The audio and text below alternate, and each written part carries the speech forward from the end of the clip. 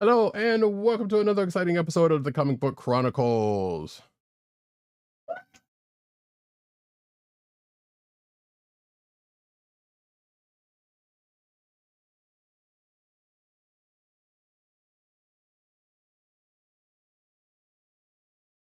I am your host, Roddykat. You can find me at Roddykat on Twitter. You can find me News Notes Needed on Twitter. You can find me on... You can find me at... oh, Lord. CB Cats on Instagram! Columbia down the way. And the sound effects you've heard come from none other than our man in Brooklyn, 180_70 on Twitter and Instagram. What's up, everybody? Taking it back to the old school from the Borough of Kings.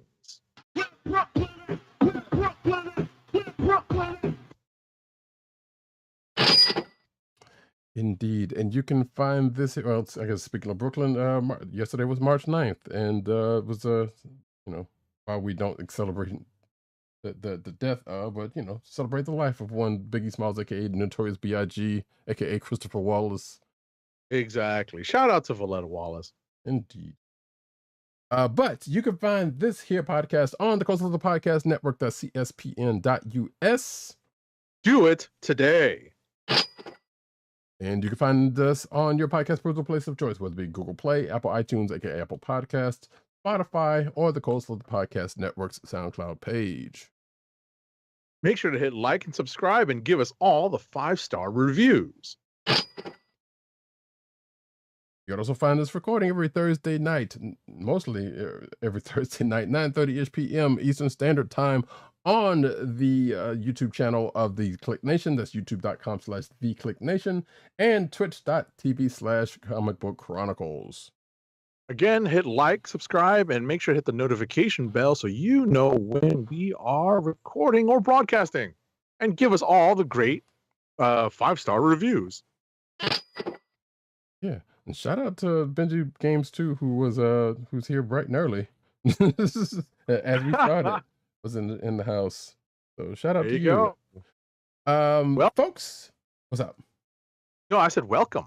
Yeah, folks, we got another good one tonight. Hopefully free of gremlins. Oh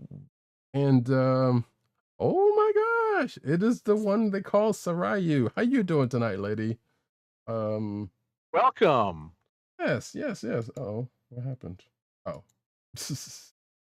I was about to say, somebody jinxed. I need to find a knock on wood sound effect. I know. No, it was like there was a message in the chat that got deleted. But it was just 5 stars, which thanks, Benji. 5 stars. Yeah, I don't know why that got deleted. That's weird. Oh, that's really silly. Okay. Anyway, shout out to Sarayu, shout out to Benji Games too. But we're gonna get right into it with, and thanks for anybody and everyone who is lurking and or watching here or after the fact. We're gonna get into the show tonight, starting off with what did we say? Oh, Bad Batch, season 2, episode 12, which is entitled The Outpost. Yeah, so this episode we catch up with the member of the Bad Batch that has gone astray. And it is not the character's name is not the name of a former board game that I always confuse him with, but he is in fact named after the actual tool, the actual part of the tool that he uses, like that's part of his like skill, and that in fact is Crosshair. And Crosshair in this issue is, treated the way many soldiers unfortunately get treated, and that is as a tool, as an expendable asset. And this seems to be the episode that I guess may lead to Crosshair's redemption, but I will hand it off to Roddykat at this point with his thoughts. Yeah, see, I kind of wonder about that, or will it be a redemption that may possibly lead to a possible death? I'm kind of wondering about that. Yeah. No, I didn't want to jump right there, but I'm glad that you went in that direction. Yeah, because things seem to be aligning in a certain way that, while we don't know, but we can kind of see there are things going on, and definitely things are kind of starting to connect, going towards the season end in a certain way. Yep. So without saying too much more than that, I am curious as to what's going to happen and how they're going to handle that. But it can be definitely said that what is going on in the show is and it's been said other places, so we wouldn't be the only ones, but things going on in the show right now are kind of mirroring real life things with veterans in a certain way. Right. So there is a certain weight that Filoni and crew, are dealing with. So hopefully, like I said, this is going to be an interesting season end whenever it gets to that point, which I'm not well, I know the last episode, I think we only got like, what, 4 or 5 episodes? 4 or 5 episodes left, I think, because I know it goes out to the rest of this month or something like that. This is the second week, so actually there's only 2 weeks, but no, there's more than that. Regardless, so we still got we're going into more. April still, right? Yeah, I believe so. I remember seeing the thing. So, but regardless, there is what we are, and there have some ground to cover in that, and I'm looking forward to seeing how they handle it. Like I said, but next up, not that far so good. Mando. Oh shoot, that's what I forgot to do. What's that? What did you forget to do? I forgot the sound effect, which probably won't play, but it's fine. What are you trying to play? Oh, like the that thing? Yeah. Gotcha. Okay. Well, my thing's not my sound effect thing's not gonna work right now, so that's fine. But you can put it in your mind. Maybe I'll put it in you know post. What? I was about to say, it's funny that you mentioned that very quickly. Okay, sure. What? I was out to dinner last night. That's why I wasn't able to record. That's why we had to postpone until today. And throughout dinner, some schmo like a couple of tables over had that Mandalorian sound effect as their text sound. I kept turning around like, all right, dude, I get it. You know, I got my stuff on vibrate. You ain't hearing Jarvis say incoming message, are you? You know, right. Anyway, shout out to you single folks out there dating and getting grub.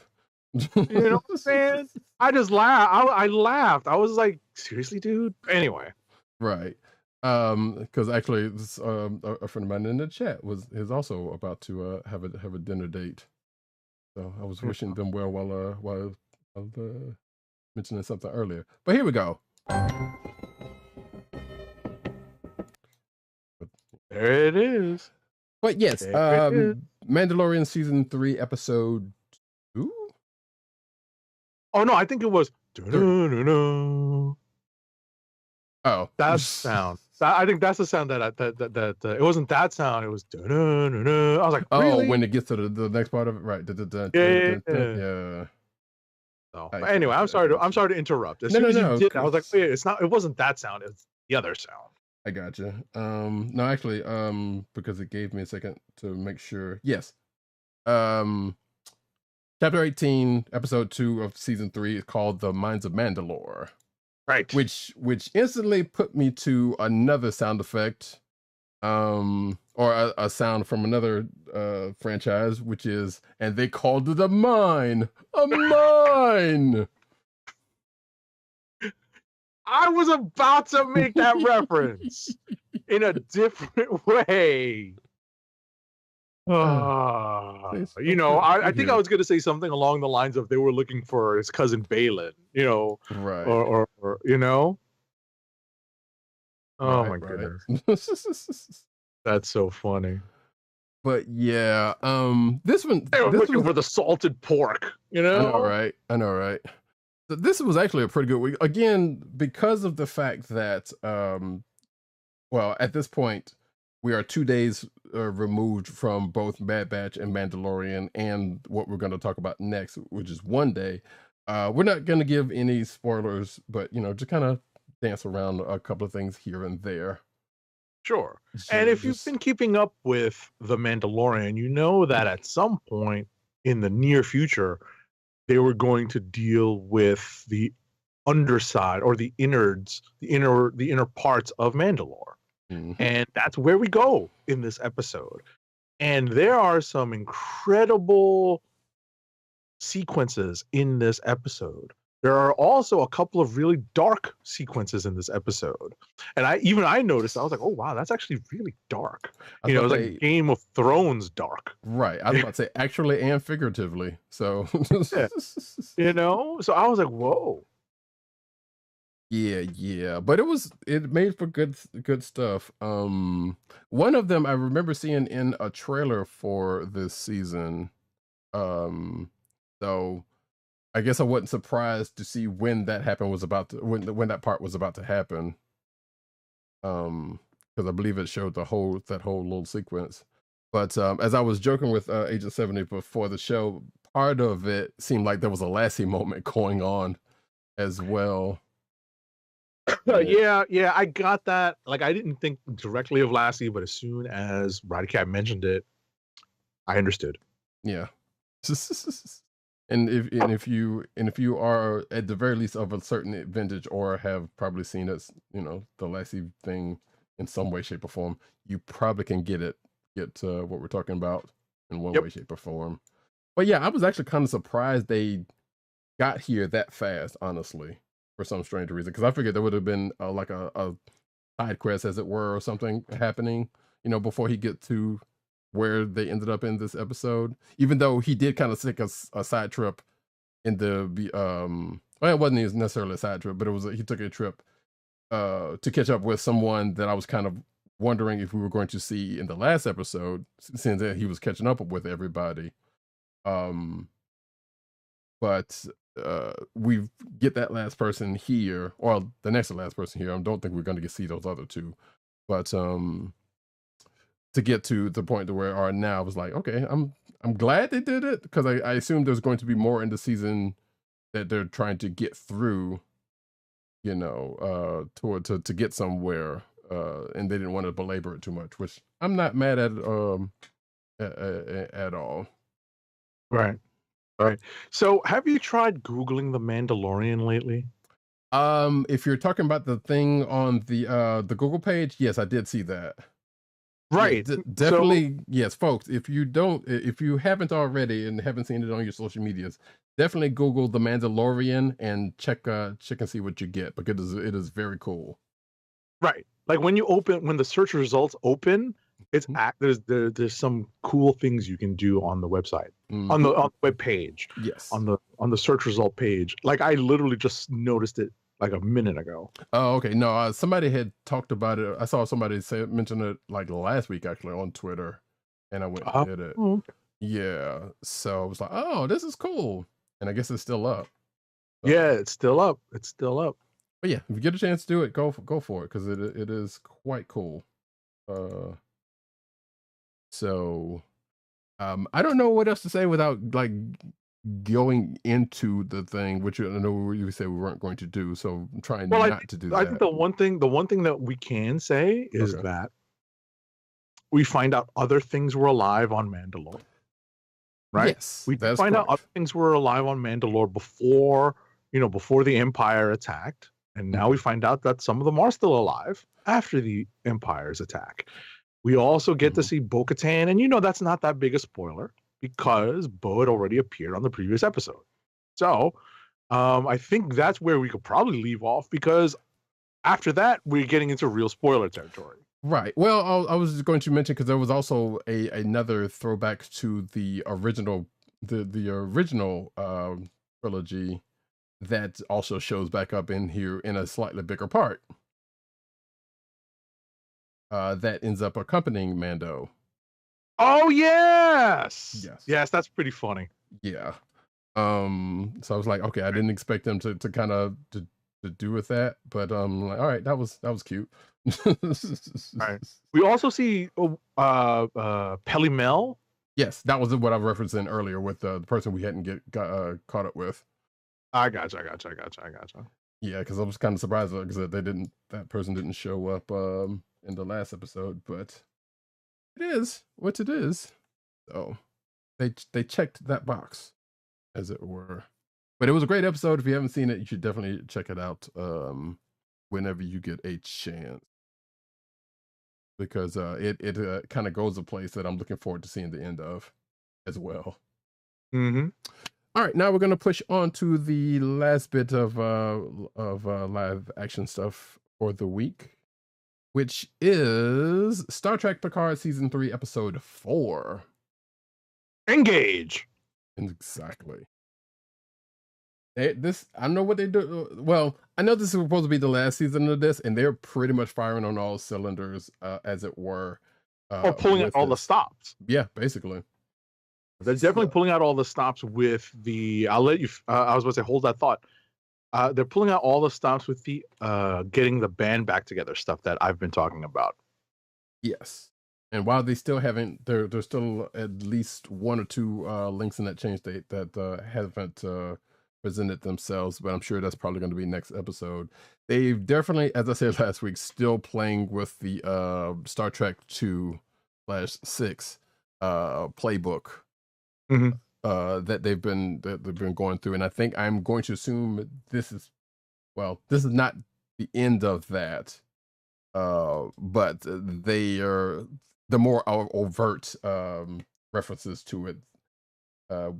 They've probably ending with this episode, so I'll say that. And I say overt because some would think more to do with the main antagonist of Khan, but of Wrath of Khan, but no. Just some stuff that kind of came up on the sides of that movie that ended up carrying on to another movie. So we didn't get any Worf and Raffi bits this week, but I guess that makes sense because they just kind of wanted to finish this one part, and I'm going to assume that the next one is going to kind of kick back up with them and then start tying both of the A and B plots together, right? Towards the end of the season, because there's only 10 episodes, as from what I'm understanding, because I think all of them has only been 10 episodes. So if that is still the case, we're almost halfway through. Exactly, and so there's not much left to kind of get where they're going, even though they throw a lot in these seasons, and this one has been no different. But it was definitely a good episode. There was basically a little bit of turnabout also. And as I told, this is a spoiler, but not really a spoiler. As I told Agent 70, Riker went bowling. Mm-hmm. Which was a good bit that happened at the near the outset of this episode. And we will hopefully get to see what's the overarching plot going into the rest of the season, because I really can't wait to see how they're going to tie this together. Although I do know of a very least one or two things that's going to kind of pop up that's probably going to be in relation to. I'm just kind of very curious as to how they're going to tie all of this together in that. Right. With that said, yeah, that's Star Trek Picard season 3. So we will definitely be more going with that in the subsequent episodes of this show and that one. And with that, I think we can get into the books of the week. Yes, we can. Yes, we can.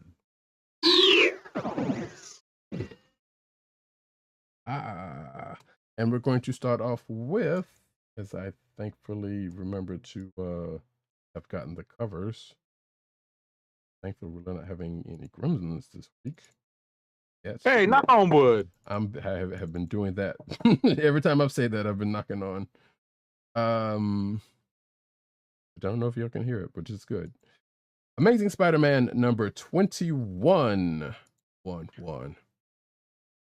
Amazing Spider-Man number 21 is written by Zeb Wells, with pencils by John Romita Jr., inks by Scott Hanna, colors by Marcio Meniz, and letters by our favorite lettering paisan, VC's Joe Caramagna. As the cover of the issue says, this is it, the story arc you've been waiting for. We find out what happened to cause what happened during this time jump between the last volume of Amazing Spider-Man and this one, and what causes all of the changes in the multiple relationships that we we encounter at the beginning of this volume. And my reaction to how this all starts, my reaction is literally something that comes out of Spider-Man Homecoming. Pretty much.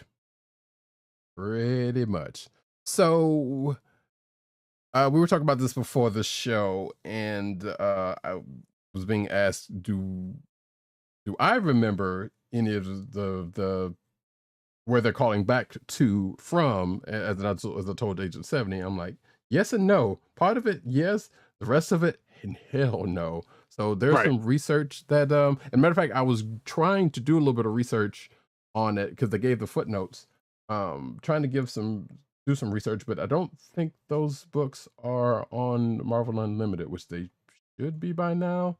And I was about to say they should be. Those are fairly old, right? Well, let me phrase that. Part of it is not. The first part, the first reference that they put in is not. And even though they should be on there, the second part definitely should be, though. Because yes, those are definitely old issues. So, but I was looking for the first part just to kind of, reacquaint myself with what happened at the end of that volume, which is not that long ago, but again, should still be up there by this point, because it has probably been more than 4 to 6 months since that issue, I think. I don't see any of that volume on there, so that's the other thing that was kind of weird to me.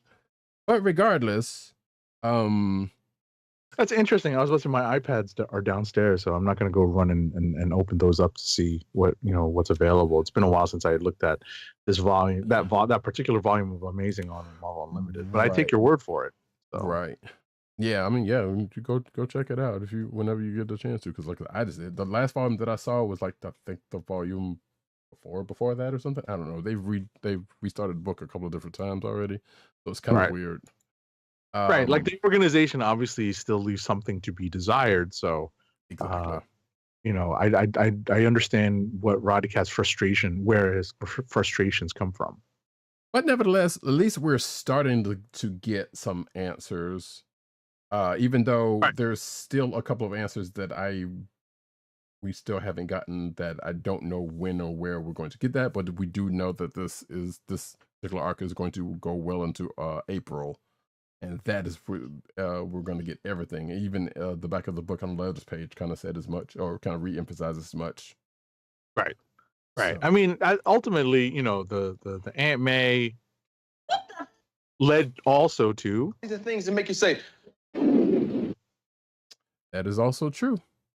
That was really, that encompasses my reaction to this issue. Yeah. And actually, I think there's another book that I read that also made that apparent, made that be the case. Yeah. So, but yeah, I don't know. That's pretty much all I'm going to say that needs to be said about that. I'm happy that we're starting to get some answers, because we have been grousing about this since the beginning of this volume. For 20 issues. Yes. For 20 issues, we've been grousing about this. Like, wait a second. They're not telling us. Like, once we got to issue 2, like, they're not telling us. Issue 3, they're not telling us. 4, 5, and so on and so forth. So here's the other side of that problem, and I know you will probably agree with me on this, but we'll see. Now they have to stick the landing. Right.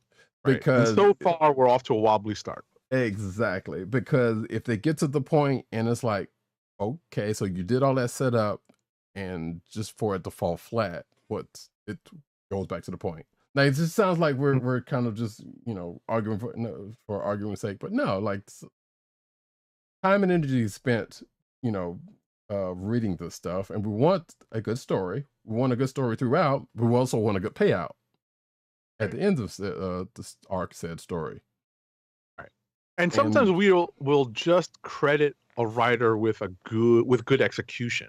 Right. We may not be, we may not be happy with the entire outcome or the direction or several factors, but if it's well executed, we'll applaud that. Oh, yeah, we'll totally. we'll give them shouts. But if it all falls flat, like completely on its face, then we're going to be emotional damage. And then like I've got all of these I'm on my reaction page of sound effects because that's how strongly I felt about this issue. I'm like, what the hell's going on out here? Like seriously, that was me reading this. Like all of the reactions I played were going through my head. Oh, and I kind of echo especially that last one, because I'm sitting here like, what's going on here? Like, okay, I remember part of this, but the rest of this, no. And you better be going somewhere good with all of this. Oh, seriously, that is the absolute truth. And there's another part of this that I'll get to at a book that I'll talk about in Rapid Fire that is still, I don't know if it's going to be tied to this or not. Right. So I guess we'll find out when we find out. But to kind of keep things going, we're going to push off to the next book, which is, I believe it was said FF, right? Yep. Fantastic Four number 6. I was about to say, is it really number 6? I thought it was number 5. Wait, is it? Hold on, I might have misnumbered that. It is number 5. Okay, so it is number 5. I've got ahead of myself. My bad. Yeah, because because Roddykat is very good about putting his notes up, and I'm always very bad about it. And there are times when I cheat and I take a look at his notes.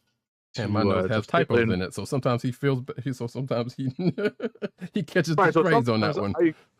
Exactly. I'm like, oh, that was wrong, But then I'll fix his. But then sometimes we just don't have time. But in any event, getting back to this, Fantastic Four number 5 is written by Ryan North with art by Ivan Fiorelli, colors by Jesus Bertov, and letters again by the busiest but our favorite lettering paisan, VC's Joe Caramagna. So this was almost a spotlight on Reed and how he sees things. Hell yeah. And I really like, and I'll let you, I was about to say, hold that thought. Hell yeah is right. Like literally. And I give Fiorelli a lot of credit for putting on the page literally thinking in 4 dimensions. Yes. I really like that. And I'll let you go from there. Well, no, the hell yeah was the only thing I was going to say. But since you mentioned that kind of put me in mind to an almost to an MCU reference when when Doctor Strange was going through all the iterations of Spectre and what was it, Endgame or whatever it was, not Endgame, Infinity War, when he was going through all of the iterations. Kind of put me in mind of that, but being that this is Reed Richards and they were where they were, there was it was more actual than not. So yeah, so Fiorelli definitely put some work in on the page in this issue. Right. I mean, his style is very anime influenced. It's not for everyone. I'm sure there are old school comic people who are looking at the art and just kind of not the biggest fans of his rendition of Ben. But I think that he really shined. His layout, his design really shined in that sequence that made you think and see things as Reed was trying to think in 4 dimensions. Indeed. And without giving too much away, I believe we are seeing we are seeing what leads up to the 700th issue. Right.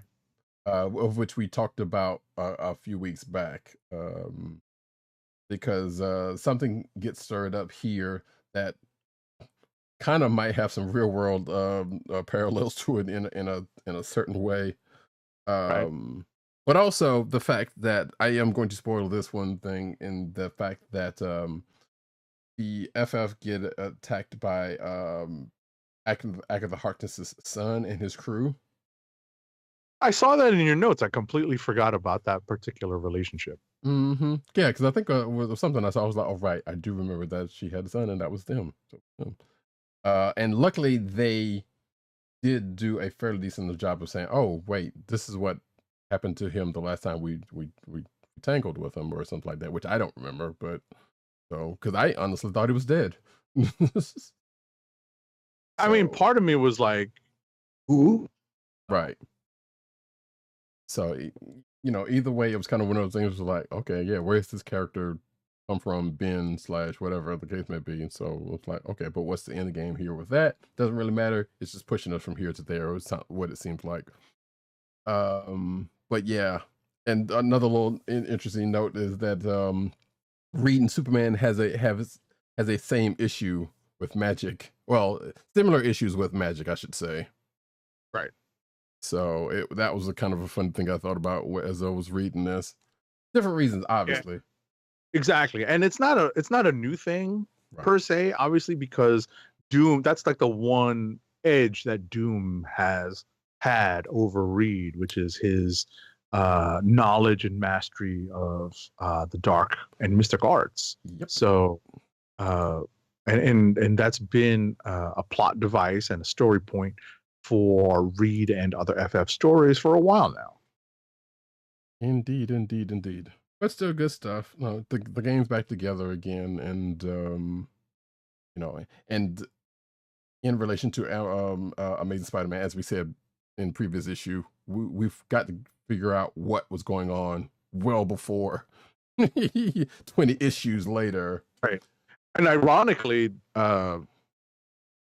because of Reed's actions and how they've been and the ramifications of them, we're still not going to spoil it.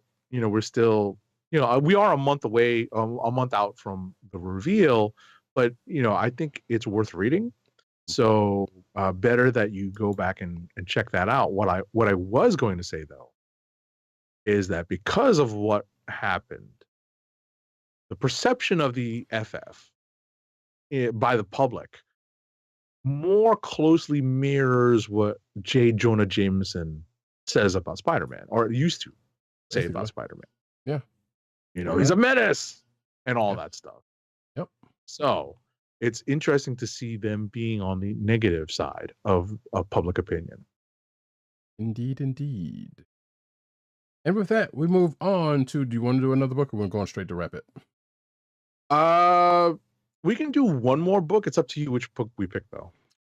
Well, for comment. Exactly. So that would be Black Panther number 15, which is the end of this issue, the end of this volume.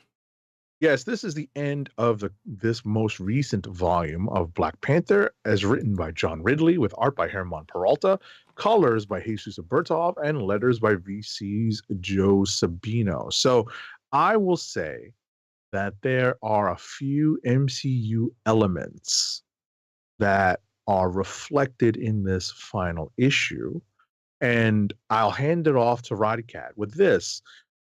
We've and I mentioned this in talking about this run before, the overall story that Ridley decided to tell.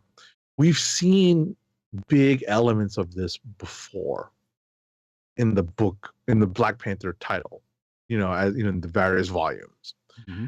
And now we have T'Challa, without spoiling everything, not exactly, well, let's just say he's more like Spidey in the sense that he's not always like the most welcome person in Wakanda. Right. Even though he's the king, right? Or has been the king for yeah. most of his history, right? So that's kind of the direction that has happened. You know, that particular story point, that story element has been relatively, it has been employed a few times. Let's just say in our reading history, in our personal reading history. Yeah. So, you know, I'll hand it off to Roddykat with that and his thoughts on, you know, Ridley's work on this and overall his impressions on it. Right, and kind of going off of what Agent 7 said, yes, we have in our personal histories have seen this, even with this character, because he's pretty much been a man without a country before. It's been a good while since that has happened, but nevertheless, it has happened, and that's probably going to infer the next volume, what goes on in the next volume, in some way, shape, or form. I'm certain, but nevertheless, my impressions of this book is that they could have just made the last issue a double-sized issue and just kind of put this on the end of that. I don't think we needed another issue for what happened in this book. Not even to give it room to breathe. No, I mean, I get why they did it. Don't get me wrong. It was like, because after, you know, kind of give it some sort of resonance after how the last issue was left. I get that, but I don't think it was really needed, because everything that happened in this book was just kind of, okay, 1, 2, 3, clean up, everybody gets their you know, where are they, or, you know, what are they going to be doing going forward type situation, and then that's pretty much how this ended. But if they had made the last issue a double sized, probably could have done the same thing and just kind of let that roll. Now, granted, that being said, they possibly did it for trade reasons, or maybe that's what they wanted it to go out like this, because I guess they might have felt a little bit, or Ridley or whoever might have felt a little bit more strongly about what happens in this issue a little bit more than I am, I guess, than I do. Right. So overall, outside of that, you know, we got what we got, and while it was a decent issue, like I said, it just could have. It didn't necessarily need to be its own issue, I think, personally, coming out of this. Well, that's fair. I think that's fair. So, but yeah, the next volume of Black Panther is coming soonish. I can't remember the exact date. Relatively soon. I think it's within a few months. I don't think they're taking very long between Ridley's run and the start of EVP's run. I think there's an ad at the end of the book. I think you're right. I think it's May, but I happen to actually, I can go check real quick. I was about to say, I'll just flip through it real quick. Okay, yeah, go for it. Since let's see. Actually, it doesn't say. It says, June. It says June. Okay. Pickup Black Panther #1. So it's not long. Yeah. You know, so either way, April, you know. Yeah. Gotcha. So with that, yeah, that's this volume of Ridley's run. Yeah, long may it do whatever it resonate with the people who. Well, I mean, you know, I had some difficulties with Ridley's run. No, I've not been shy about saying it. So fair. So have I. So yeah. Like, here the funny part about it was coming out of Ta-Nehisi Coates' last run and how lengthy that was, even though it was space epic, over 2 volumes, right? Well, that and the fact that it was like a whole space epic thing going on and all of that, you know, therein, and even stuff after that. You know, I feel like I'm thankful for that particular run as opposed to this run, even though this run has some good stuff in it. I'm not going to sit here and say that it was all bad, because it's not. But there were some choices made, especially coming near the end of this, that I'm not too crazy about. And as Agent 70 kind of said, there's some kind of MCU parallels right, that were in here that was like I'm still not entirely too happy about because of that. So, but it is what it is. This is what we got.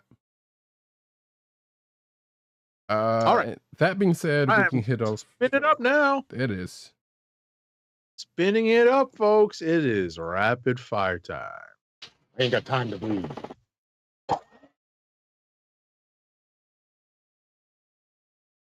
So we do not have too many books to go through. First up is Avengers #66.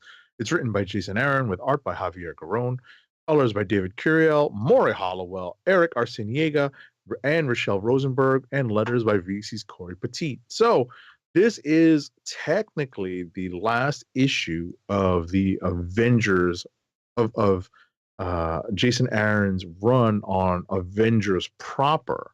Although there are 2 issues left in this multiversal Avengers versus the multiversal Masters of Evil story. There is the final issue of Avengers Forever. I believe it's 15. And there's an Omega issue that's going to wrap up Jason Aaron's run. But in terms of the Avengers title, it's interesting that he would end it on number 66. You know,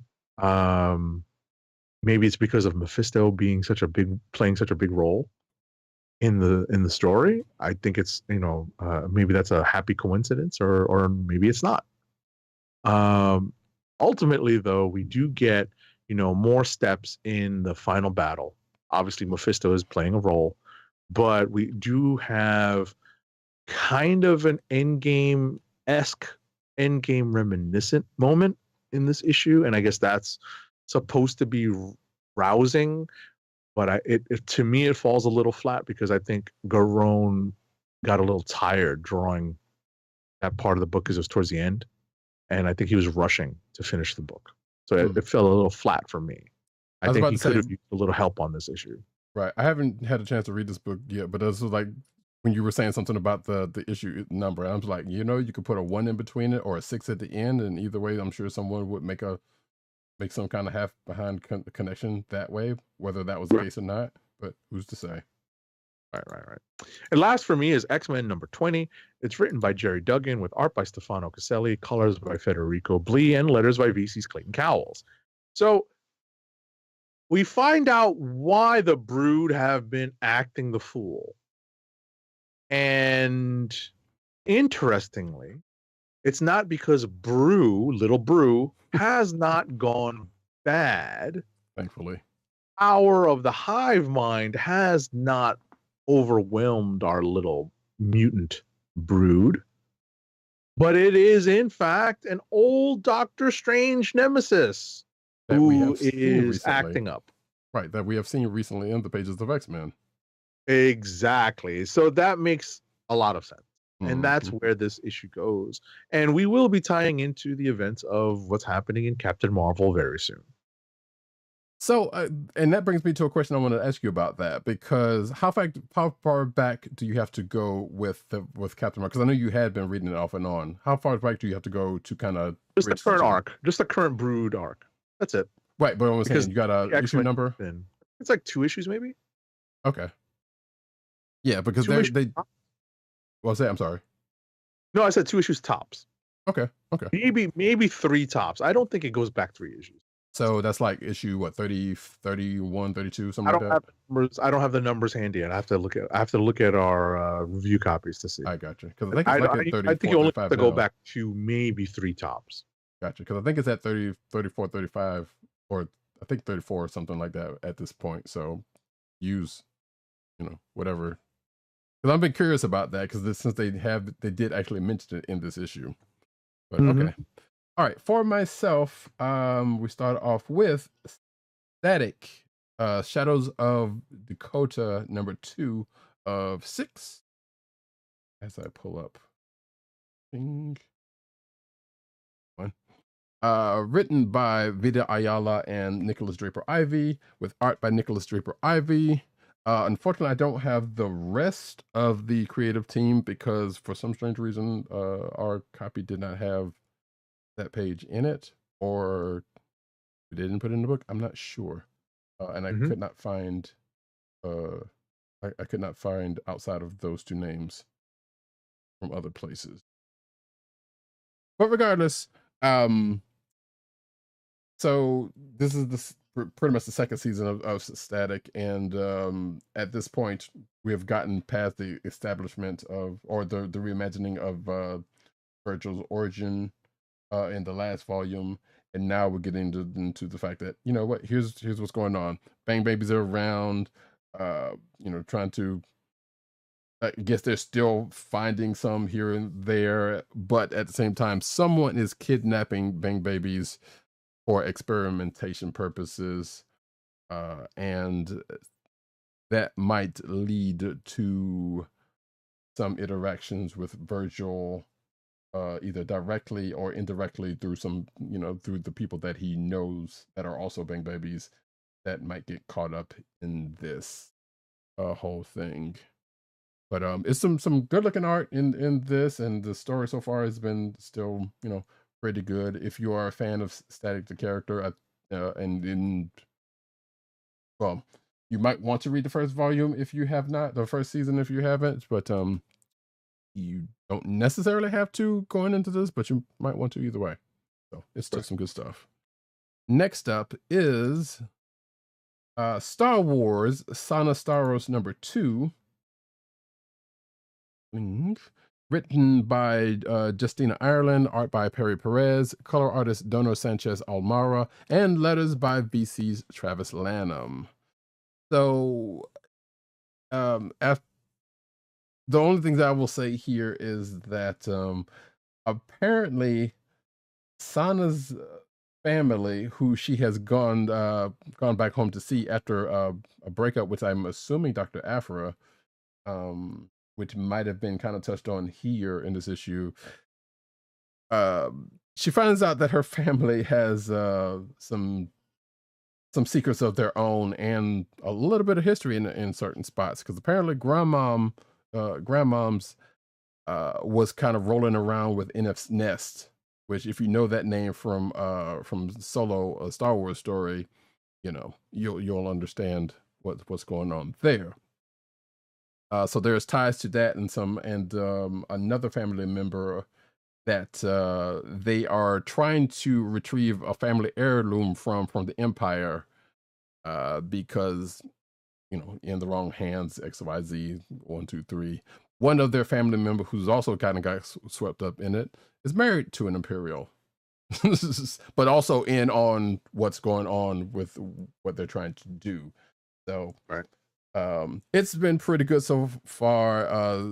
Sana's family is just as live as Sana herself. In fact, she seems to be the more, at least in this story, she seems to be the more, I guess, tame one in a way, in relation to the rest of her family, who we find out is being, getting into some stuff in her absence, as she has also been getting into herself in Dr. Aphra and other places as well. So it's kind of amusing to get that. But yeah, if you like the character of Sana Starros, I think you'll enjoy this book. I still haven't figured out whether this is the ongoing or a limited series, but it seems as though so far it seems to be an ongoing. So whether that continues to bear out is up to people that's buying it, honestly. So next up, Scarlet Witch #3, written by Steve Orlando with art by Sarah Pacelli. Excuse me.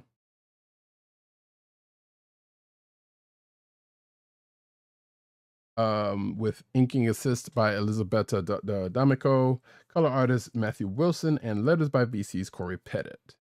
So we got another issue and another team up, this time with Wanda's sister Polaris.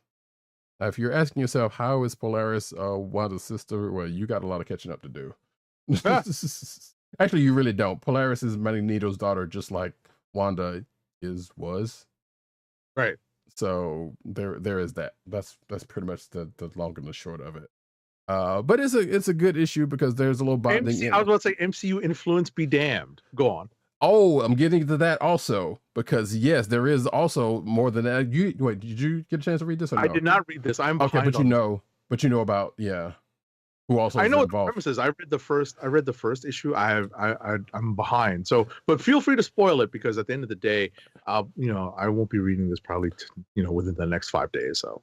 No, I'm not going to spoil it too much, but I will say that yes, there is some MCU connections, because an MCU stable has come along for the ride in this particular book. Age of 70 already knows that part.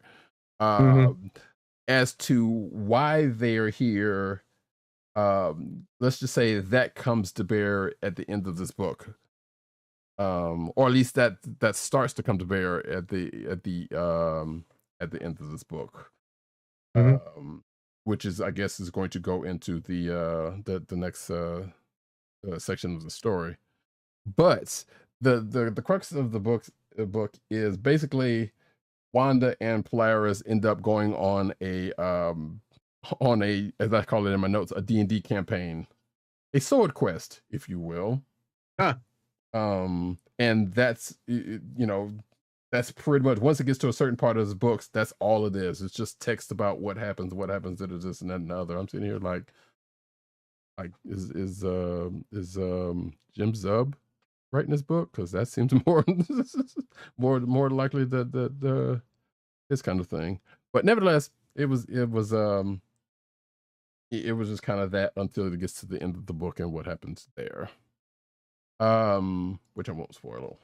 Next up, Moon Knight number 21, written by Jed McKay, with art by Alessandro Cappuccio, excuse me. Color artist Rochelle Rosenberg, and letters by VC's Corey Pettit. See, now Agent 7 has got me doing that mess. It's Corey Pettit, folks. Petite. It's petite. It really anyway, is. It's Pettit. It is actually Pettit. So it's kind of amusing because, and I'm drawing too many too many outside influences for a couple of issues here, but you'll understand it when I mention them, because what starts off as a therapy session ends up cutting back to, I guess, the previous night when Reese, or the previous hours rather, not a night, but where Reese and Soldier basically kind of go out and try to have a good time, or Reese takes Soldier out to try to have a good time, and they end up, as I say in my notes, at the rave scene from Blade, or you could probably say the rave scene from the Matrix, the second Matrix movie. But let's just keep it in perspective here. The rave scene from Blade, the original Blade movie, which coincidentally Blade does show up in this issue for a reason.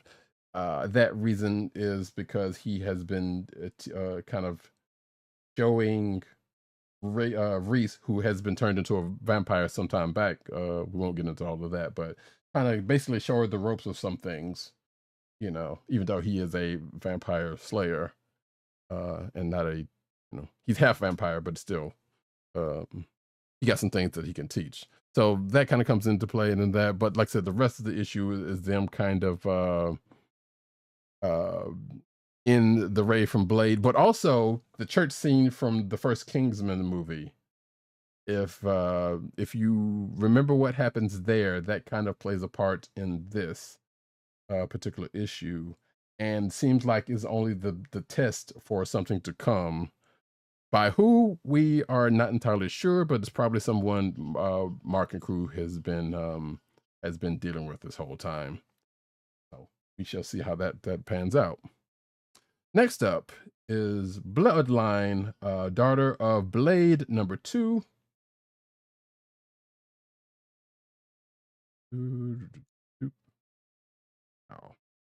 Written by Danny Lore, art by Karen S. Darbo, color artist Chris Peter, letters by VC's Joe Sabino.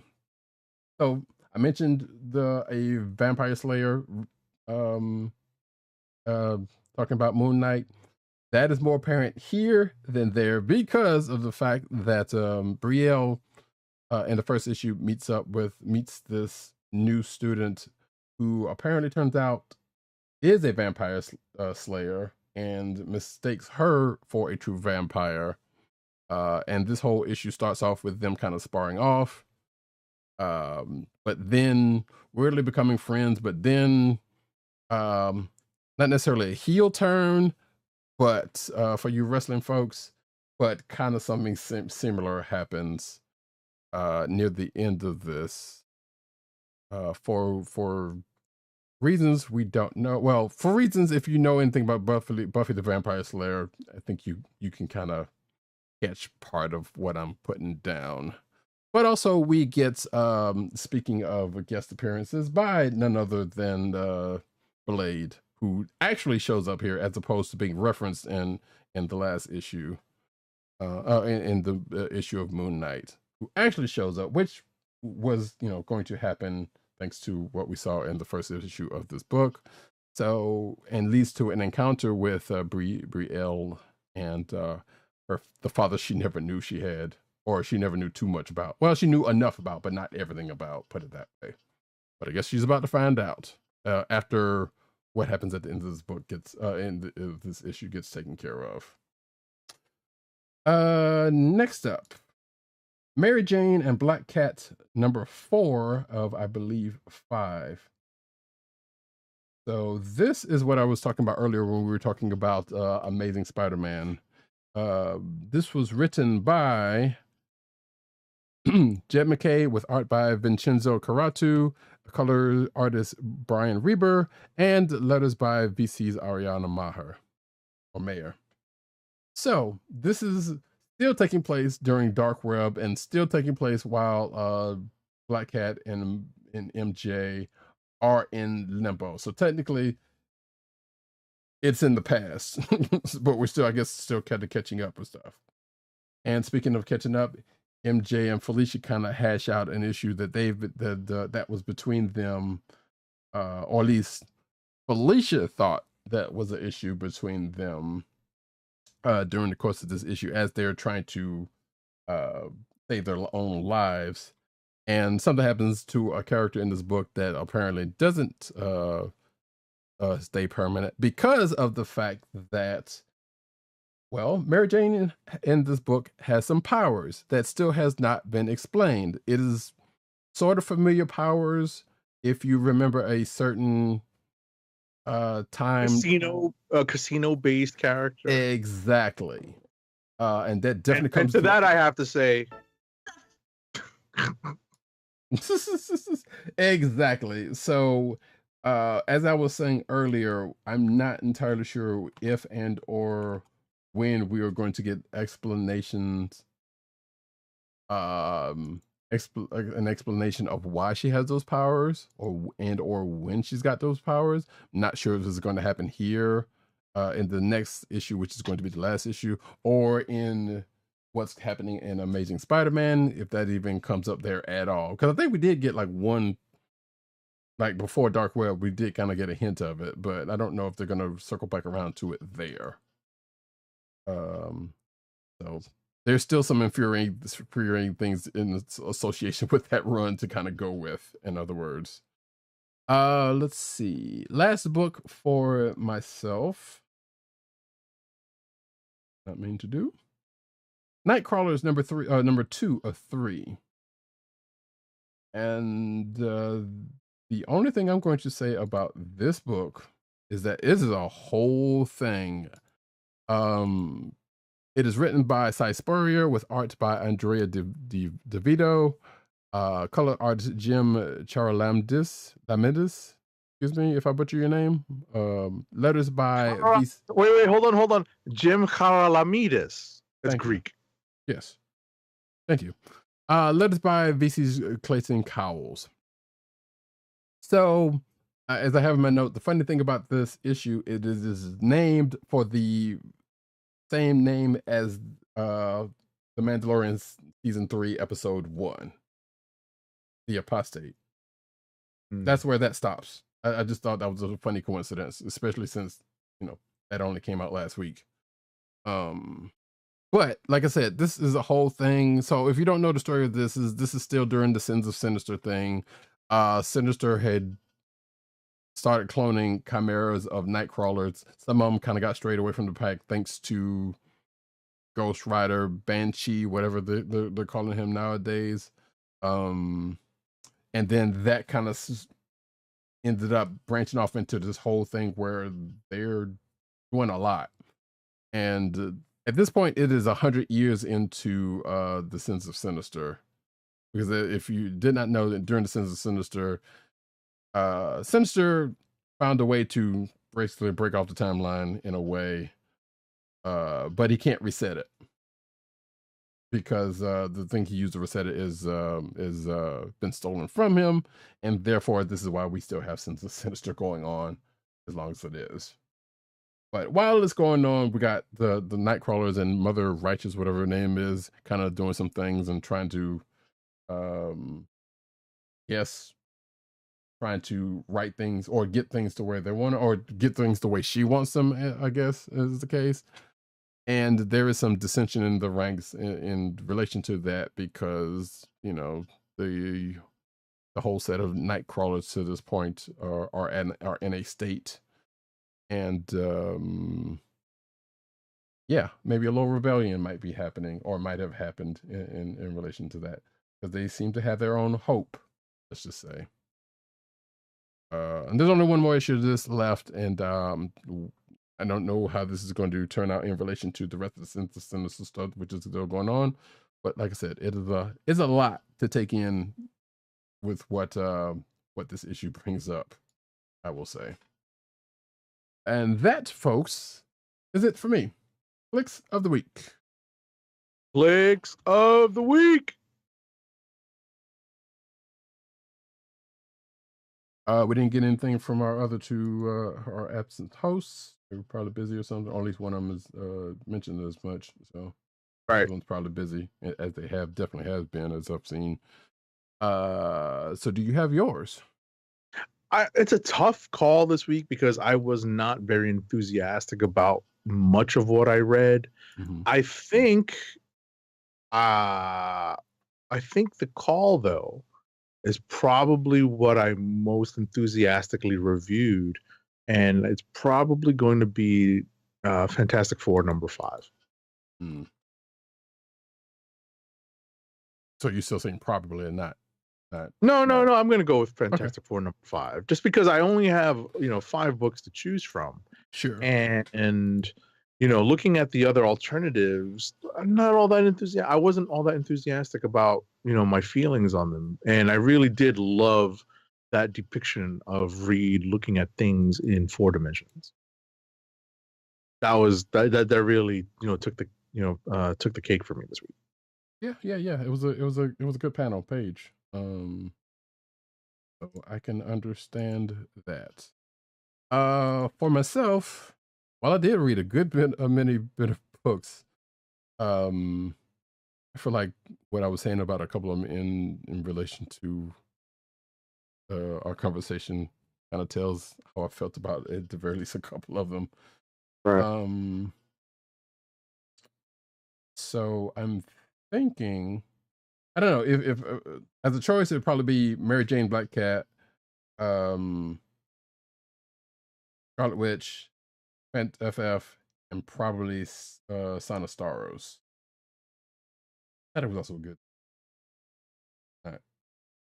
Not putting it up there. So I'm thinking, actually, I'm going to go a little bit off of the norm here and probably say, actually, this is probably would be the norm for me, so I probably shouldn't have said that. Star Wars Son of Starros #2 is going to be my click. It was quite fun, and I hope this is indeed an ongoing that does well. I've been enjoying it so far. Sure. It continues to have some shelf life, or some life on the shelves, I should say. And with that, folks, we are going to get into the news section, but first, an ad read.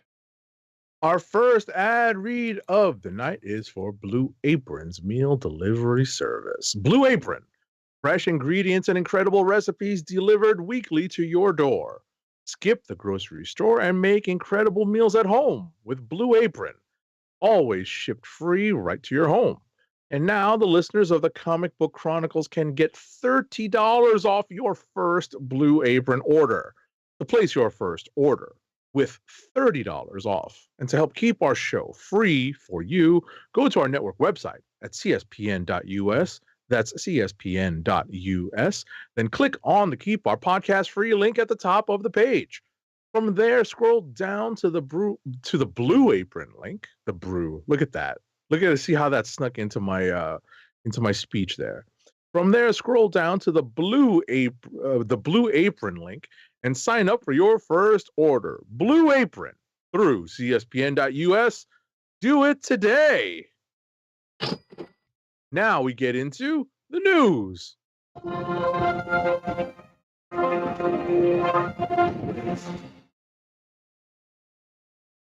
Well, I guess we got our title for the show tonight.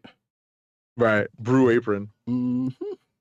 Or Brother Broo, one of the two. Either way, cinematic news, folks, as we do about this time. First off, Sydney Sweeney is playing Marvel's second Spider-Woman in Madam Web, as per a report. Again, this report, nothing concrete. In fact, this is coming from, according to this article, a reliable industry insider on the Hot Mic. Says Jeff Snyder of the Hot Mic podcast, which I can't credit, but whatever. So exactly. More along the lines of who? Anyway. Yeah, basically. So, folks of a certain vintage, remember Julia Carpenter as the second Spider-Woman, aka the Spider-Woman that came from the original Secret Wars, who has transitioned into the current iteration of Madam Web after the original's demise, or whatever that happened when that happened. So yeah, Euphoria's Sydney Sweeney is potentially playing that character in the upcoming Madam Web movie. So the title character. Whether that comes to be the case, I guess we'll see. Next up. So apparently Blade and the Fantastic Four could appear in Avengers: The Kang Dynasty, but don't count on it necessarily.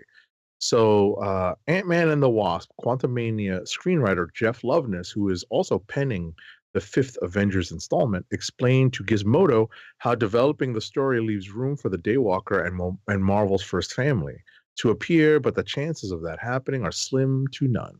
He says, yeah, it's definitely a tricky thing, but he can't focus on the outside stuff. He just has to lay down the bones of a good story and hopefully find the characters that he wants to tell it.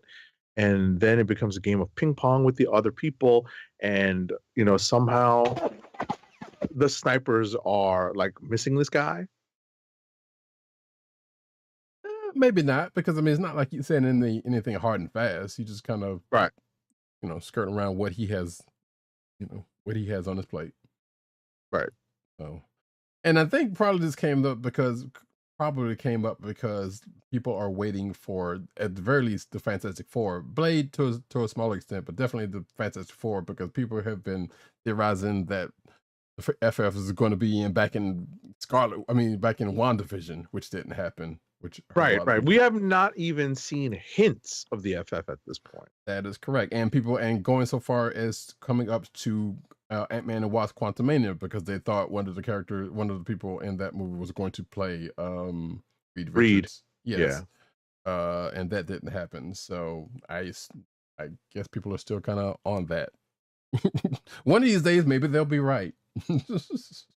But for now, here we are. Jon Bernthal returning as the Punisher for Daredevil Born Again, which I know I can hear the yays of certain people that I know who both.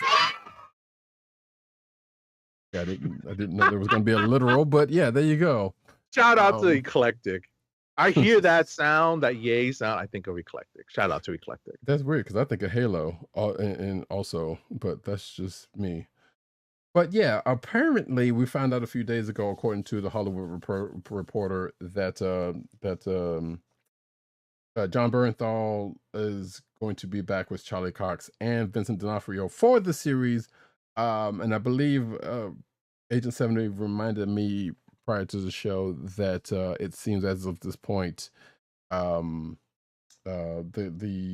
folks that play Foggy Nelson and Karen Page are not going to be in the show. That's kind of a bummer. Yeah, Deborah Ann Wall and Eldon Henson. Yeah, it does say in this article, they are not expected to return. So like I said, kind of a bummer. I mean, you can definitely tell the story without those characters, but at the same time, it'd be good to see them again. You know? Yeah. Yeah, and honestly, what's a Daredevil story without Foggy? Like Karen, I mean, she's obviously the impetus in the original, the OG Born Again. Right. So that's why it's surprising. Right. I was about to say, what's a good Daredevil story without Foggy? Because there has been plenty of Daredevil stories without Foggy. Some of the better ones have them in it. So I definitely agree with you on that. Next up.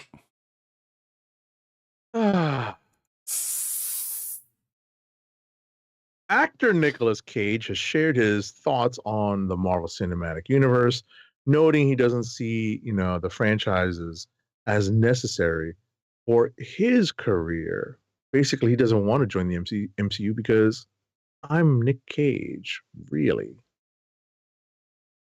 You can almost hear it in another place. I'm Nic Cage, but yeah, that's kind of when I saw this. That's kind of how I took it. I'm like, okay. Now, that being said, him saying this, watch we find out he's going to be in a Marvel movie at some point. Yep. The next Star Wars movie is likely to be announced on April 7th at Star Wars Celebration Europe, according to this article.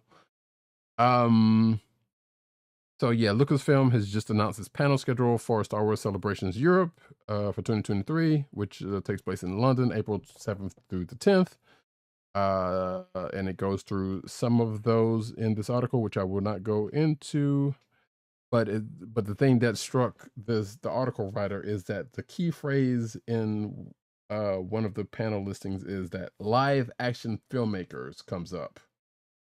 So, and they kind of ask the questions whether we will indeed learn about the Star Wars movie, but probably more likely is going to be the case where it's like, nope, these are people who have actually already made Star Wars movies, and just a panel of all of them talking about their experience, which is something. That's my guess. So, but we'll see, I guess, come Celebration. Next up. I would get this one. So, the Turtle brothers, April O'Neil, are all back in the Teenage Mutant Ninja Turtles Mutant Mayhem trailer. So, this is all care of, the one member of my Mount Rushmore of hated actors, Seth Rogen. This movie has voice talent including Seth Rogen, Jackie Chan, Ayo Edebiri, Paul Rudd, Maya Rudolph, Rose Byrne, Ice Cube, and Post Malone. So Spider-Man Into the Spider-Verse is why. I almost can guarantee you that. Now, some of those names that he listed, you know what, sound great. Some of those other ones, like the aforementioned Seth Rogen, yeah, not crazy with. And I, unlike Agent 70, did watch this trailer, and I'm going to say it again, even though he's heard what I'm about to say before. They used Tribes Can I Kick It for the trailer, and that's all well and good. But in the beginning of the trailer, they say straight out the sewers, which means they should have used DAS fucking effects. They did not use DAS effects, and I'm upset. But I probably attribute that to Seth Rogen not in the know. Right. They just did not want effects. Exactly. Now, that being said, the trailer in itself, I'm still not entirely sure how I feel about the trailer, because they definitely kind of aged them down. So they're like preteen Age Mutant Ninja Turtles, is what it sounds like. Really? What it sounds like to me. You'd have to watch the trailer for yourself. And but I think you'll. I will. I'll probably watch it. I was about to say I'll probably watch it after we finish recording. So. Yeah, but that's what it pretty much sounds like with the voice casting here, and I mean it is what it is. So next up, Brandon Ruth says, or Routh. I'm not sure whether it's Routh or Ruth. Either way, I think it's Routh. It is Routh. Okay. Says Legends of Tomorrow fans deserve better than what they got. I don't know, because I did not watch the ending. I have not watched the ending of that show yet. But apparently, Mr. Rouse was in an interview with Sci-Fi Wire about his recent appearance on Quantum Leap. Oh, okay, that's cool. I still haven't watched that show, but I hear good things. And he opened up about his time playing Ray Palmer the Atom on Legends of Tomorrow and how he feels about the series being canceled. Quote, we were done in 2019, so we've been coming to terms with that for some time, Ralph said. But you know, I just love all the Legends fans and they deserve some kind of wrap up, so I hope that they get it. And that's pretty much how that I know they're showing up, the Legends are showing up in this last season of Flash, but is the way to end, who knows? He kind of goes on and talk about some other stuff. He talks about Quantum Leap and whatnot, but we won't. Next up. So Arrowverse co-creator Mark Guggenheim recently said on his Substack that he spent $10,000 of his own money on the adaptation of Crisis on Infinite Earths on the small screen because of his love for the original Crisis storyline in the comics. So he said the project, a live-action adaptation of a seminal comic book series that made a significant impression on his psyche, was more than a labor of love. Okay, man. I mean, I didn't watch it, but if you wanted to see that particular labor of love come to fruition, he put his money where his mouth was. Yeah. I mean, you know, I guess applaud him for that. And I haven't watched it yet either. I think that may be where I stopped during my Arrowverse watch. I know there was an event. I can't remember if it was that one though. Or it's after the one where I'm at. Either way, hey, it is what it is.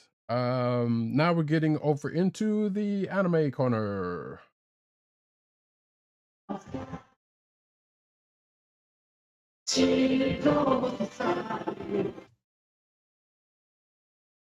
Not much to talk about here, but other than the Demon Slayer premiere. Oh yes, thank you. Actually, you know what? Go ahead and talk about that now. So Agent 70 went to the premiere of Demon Slayer season 3, which was the showing, the theatrical showing, along with the last 2 episodes from the previous arc, the entertainment arc. And while he's not going to give away, you know, everything about it, he can give us impressions. Right, definitely impressions. I had some strong impressions that I had felt my first time watching those final 2 episodes of the Entertainment District arc, and mainly that they were very cinematic in scope and in execution and in presentation. And it looked so evident on the big screen. Those last 2 episodes, I highly recommend watching them on the biggest screen you can find. Not kidding, because I noticed this my first time watching it. Mm-hmm. You know, watching it on my, I don't have like the biggest screen TV in my living room, but I noticed that, oh, there are some elements of the animation here that look really well done. And seeing them portrayed on the big screen, played out on the big screen, having it splayed across this giant screen, it wasn't a giant like IMAX screen, it was a big screen for an anime. I was impressed. And, just seeing those last 2 episodes play out in front of me, I did not rewatch them before going in because I knew that's what, the first part of what we would be watching anyway, right? Right. So it was a lot of fun seeing that play out, only partially remembering what happened. And just seeing the animation play out on the screen was really a lot of fun, right? So I recommend the experience just for that. As far as the new episode, there's plenty of setup between those last 2 Entertainment District arc episodes and this newest storyline.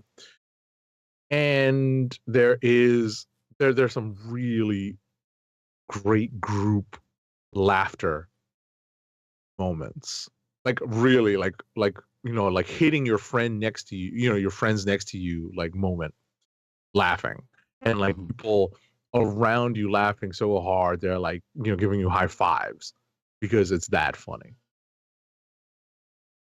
Gotcha. So I'm gonna in general, those are my my impressions of the theatrical release of Demon Slayer.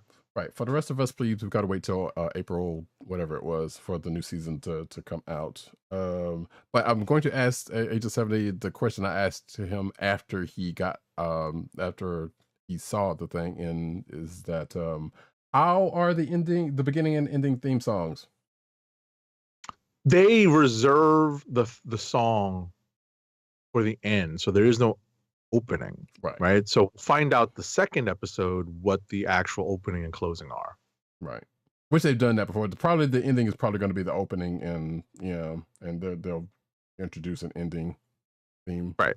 Like, right. It's never as It's listen, that first song by Lisa, so catchy from the first season.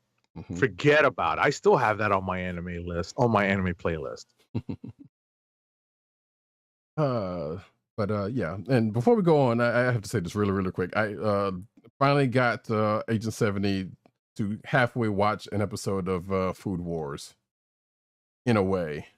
Yeah, in a way. You know what? I actually started Trigun Stampede. Oh, nice. First episode. I was like, oh, okay, I get it. I see what they changed. It's really crazy. Yeah, you see what I was talking about. Yeah, that's crazy. Crazy. But it's good. But it's for the better, because in the original, it's like, yeah, they could have. There was a reason why they left that, for, put that at the end of the original.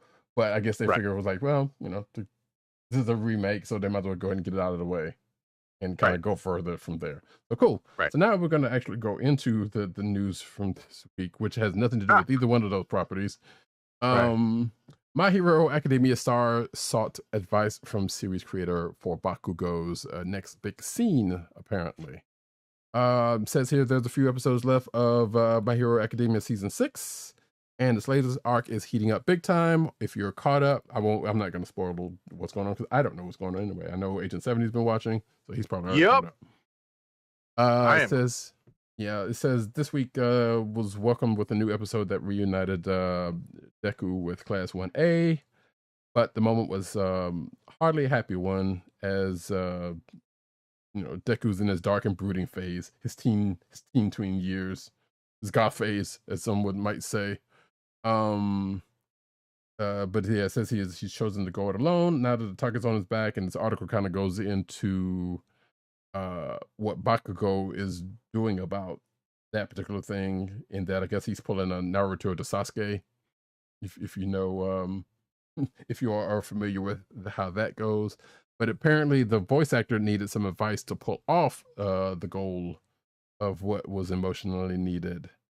So the voice actor Nobuhiro Okamoto went to talk to series creator Kohei Horikoshi for some advice, and it kind of goes on from there, which I won't go into because they don't even talk about what advice it was, just the fact that they talked, and he gave him a little pep talk or whatever the case may be.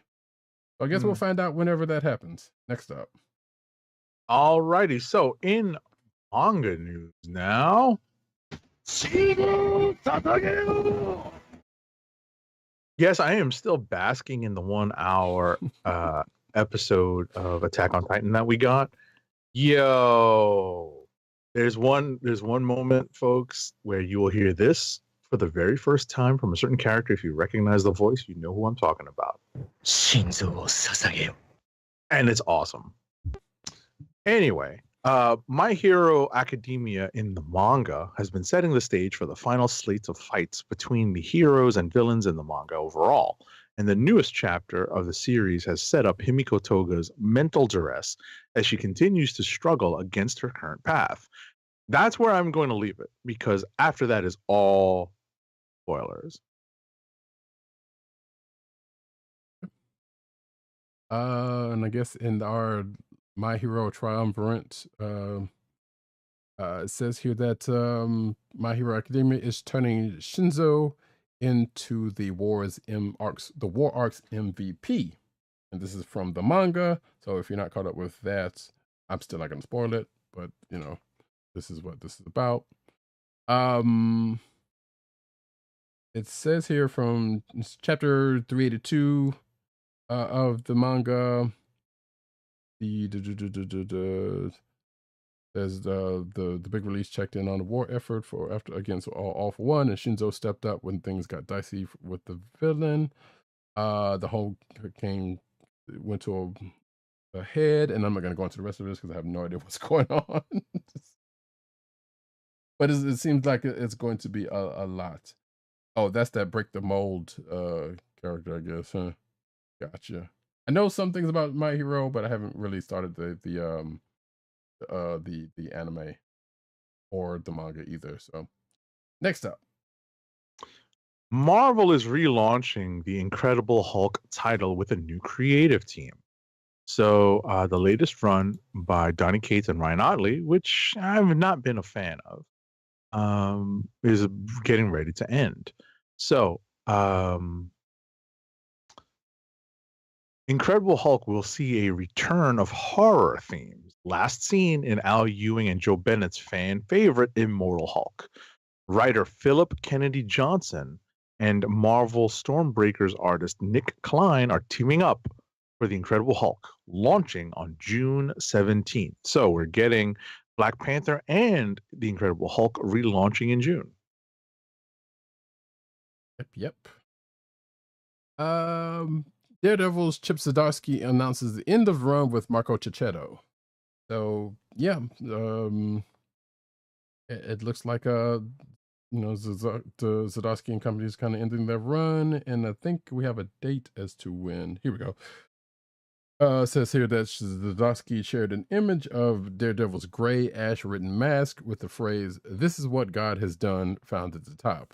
Bottom states, the saga ends August 2023, and if you're watching the video version of the podcast, you can see said image right there.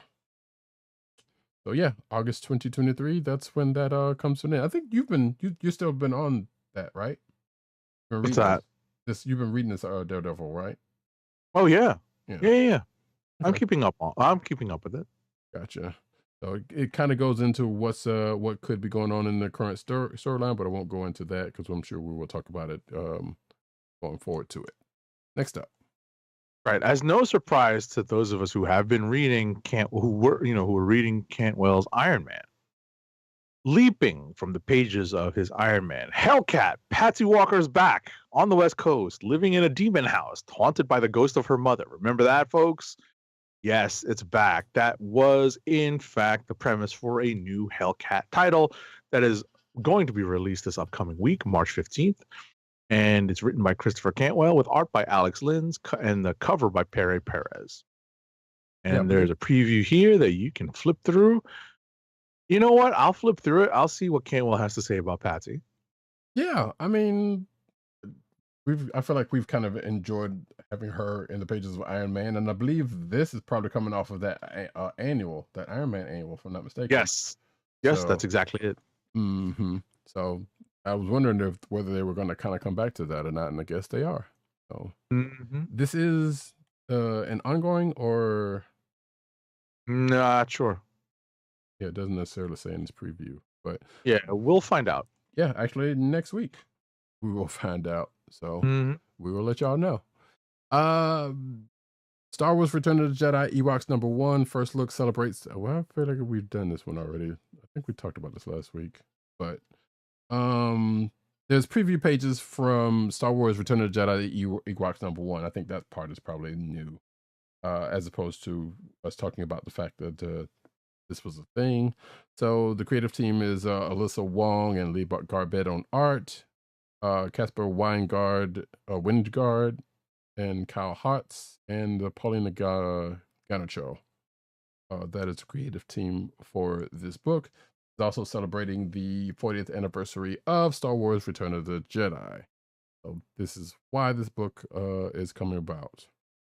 I think we did talk about it a little bit, but like I said, this just so happens to be, oh God. The cover, if you're watching the video version, you can see the cover that's kind of not horrific, but it's hard tinge. But they did say it was going to be a part of this book, so now that makes a lot more sense. Anywho's, next up. Oh, I read this article. Now I have to go back and read the last issue of the previous Predator series or miniseries. Right, because we were So wondering about it. Marvel's new Predator series addresses and corrects the problems with the previous Predators movie with Adrian Brody.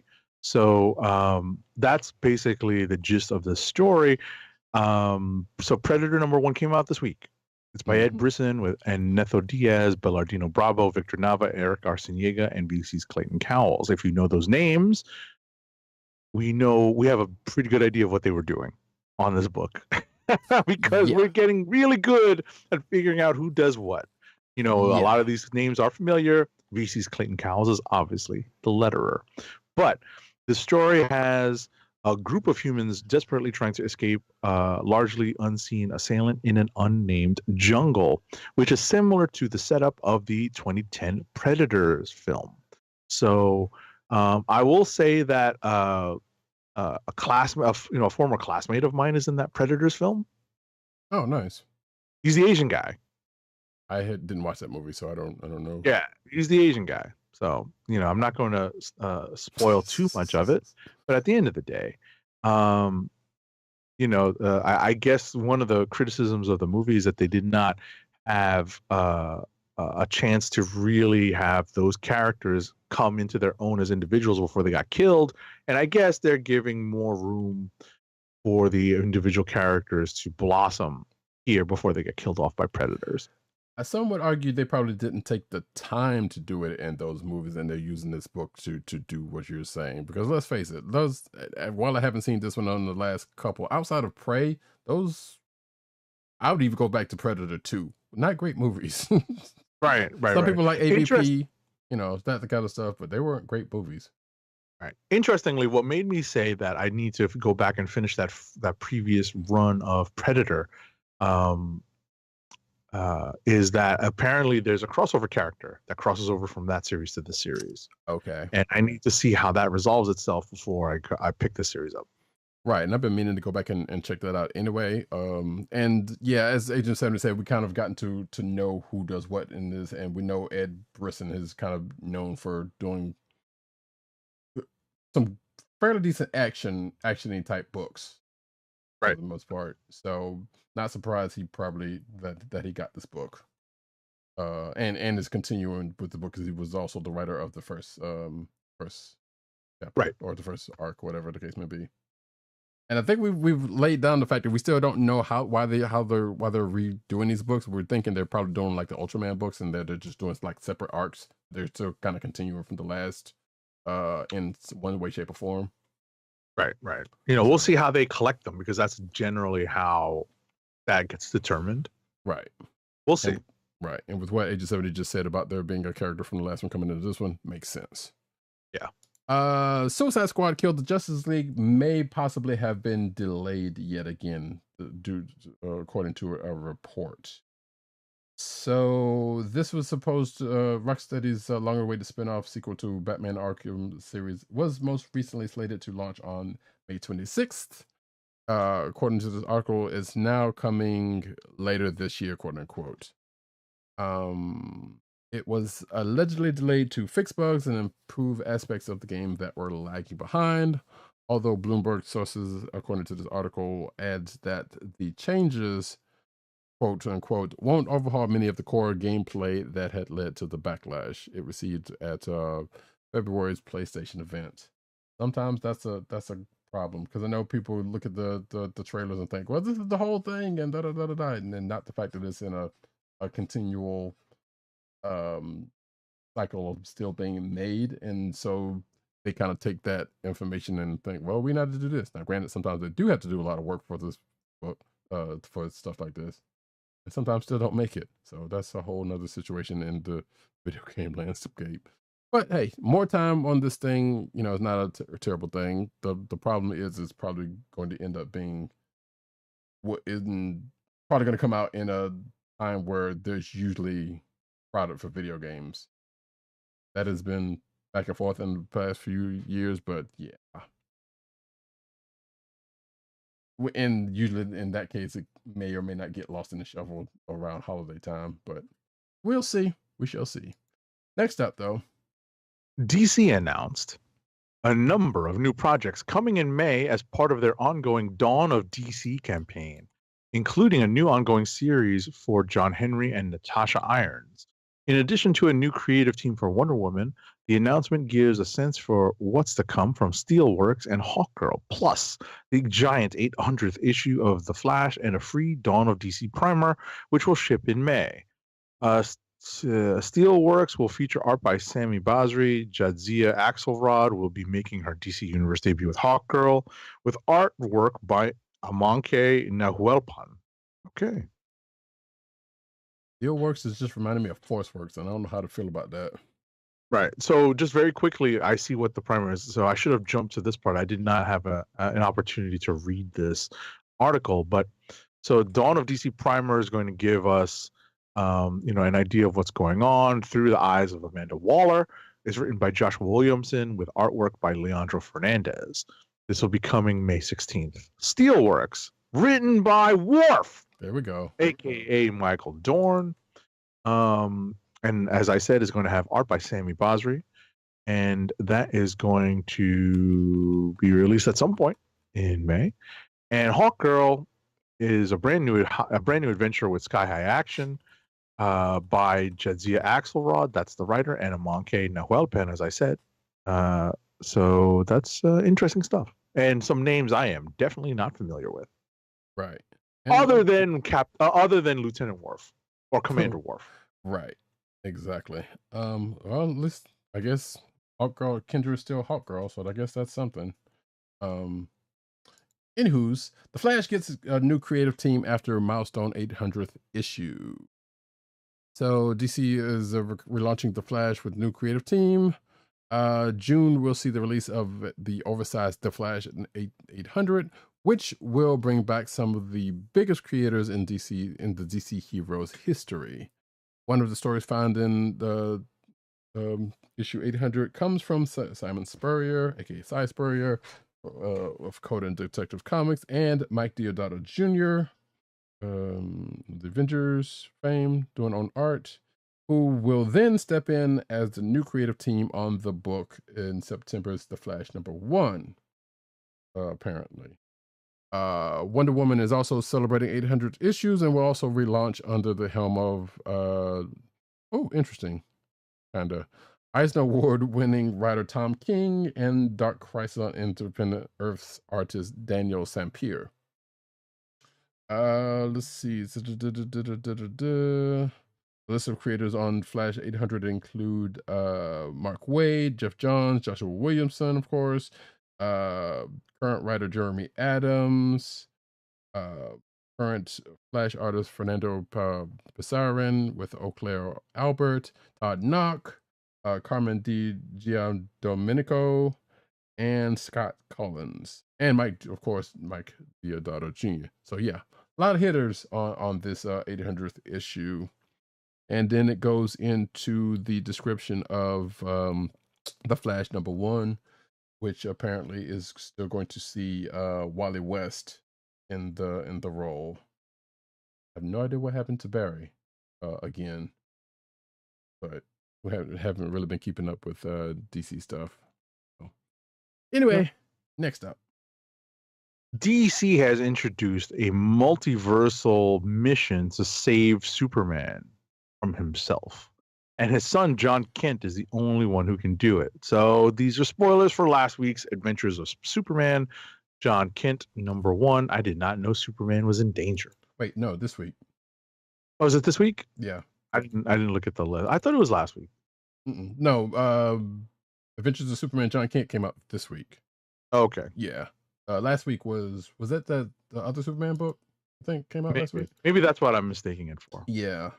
So yeah, apparently if those who know about the video game Injustice or the book therein that came afterwards, I guess they're kind of taking that kind of approach with this. From what little I've seen anyhow. And also actually kind of taking a page from, some would say Marvel, but other old versions, because apparently there's evil Superman killing other Superman Mhm. So therein lies the dilemma there. And what's his name? Val Zod is the one also helping John Kent, aka the black the black Superman. Right. So there is that. If any of that interests you, hey, you can check out that book starting this week. Neither one of us has read it. So next up though, I'm gonna do this, huh? Great. Boom Studios' Something is Killing the Children explores a horrifying moral dilemma. And unfortunately, ad blocker is not going to, or CBR's blocking of the ad blocker is not going to let me do it. But if you have been keeping up with that book and its horror tinge, you'll probably appreciate what's going on there, because this is a spoiler for what's going on in there. Next up. Alrighty. Last, certainly not least, Mother Nature, a new graphic novel by horror legend Jamie Lee Curtis, has released its first trailer. Not only is Jamie Lee Curtis an accomplished actor, appearing in films like Everything Everywhere All at Once, but now she can add graphic novel creator to her lengthy resume. So, Mother Nature is adapted from the script of the upcoming horror movie of the same name by Comet Pictures and Blumhouse Productions, and is an eco-horror tale about a woman fighting back against a giant oil company. Joining Jamie Lee Curtis as co-writer of Mother Nature is filmmaker Russell Goldman and artist Carl Stevens. Okay. You can watch the trailer at this website that Roddykat is showing you right now. It's actually not showing up, weirdly enough, but yes. Don't know why, but Oh, that's interesting. Well, I'm sure there's links that you can find. And Yes. Shout out to our very own at TimDog98 for putting this article together. Yeah, Tim's had a couple of articles in this week's news section. Not purposely, but just just for proxy. But shout out to Jamie Lee Curtis, also cool mom apparently. It's just called cool all the way around, but cool mom as other things. But that, folks, is the end of the news section. Got one last ad read. Our last ad read of the night for Friday night when it's late. Check out Wink, your personalized wine club. Wink is a world of wine delivered right to your door. From rosé to Cabernet to Torronté, Wink has over 100 styles of wine to discover. Ever try an orange wine? Wink connects you to a world of exclusive wines tailored to your tastes and delivered directly to your door. Wink delivers 4 bottles of wine to you every month with free shipping. You can pick your own bottles or let Wink choose and match to your taste. It doesn't cost a thing to become a member, and you can skip or cancel anytime. And now the listeners of the Comic Book Chronicles can enjoy an exclusive discount of $20 off your first order. To place your first order with $20 off and to help keep our show free for you, go to our network website at cspn.us/wink. That's cspn.us/WINC. Wink wines through CSPN. Do it today. All right, folks, and that concludes this here episode of the Comic Book Chronicles. Thank you each and every one for coming out, whether live, lurking, or after the fact in audio. We appreciate you all. I have been Roddykat. You can find me at Roddykat on Twitter. You can find me at News Nerds Need on Twitter. You can find me at CBCaps on Instagram. Agent_70 on Twitter and Instagram. PCN_dirt on Twitter, Pop Culture Network and Pop Culture's Net and PopCultureNetwork.com and all those umbrella sites they're in. And of course, Tim DOGG98 on Twitter, the Osiris of this ish. You can also find Tim at CBCron on Twitter, which is the Comic Book Chronicles Twitter account. You can also find him at the Click Nation on Twitter. That's TheKlickNation. All one word, theclicknation.com. But of course, you can definitely find him over at comicbook.com under the name Timothy Adams, writing his face off. Go check out some of man's stuff. He's been putting a lot of work, especially this week apparently. So not just because we say so, I was but about to say, this is it's a busy time. There's a lot of content coming out, and now the summer announcements are coming out. Oh yeah, as soon as wait till San Diego happens. There's going to be some things going on there. But until we get to that point, you could find this here podcast on the Coastal Other Podcast Network. That's cspn.us. Do it today. You can also find us on your podcast browser place of choice, whether it be Google Play, Apple iTunes, aka Apple Podcasts, Spotify, or the Coastal Other Podcast Network SoundCloud page. Make sure to hit like and subscribe and leave us all the great 5-star reviews.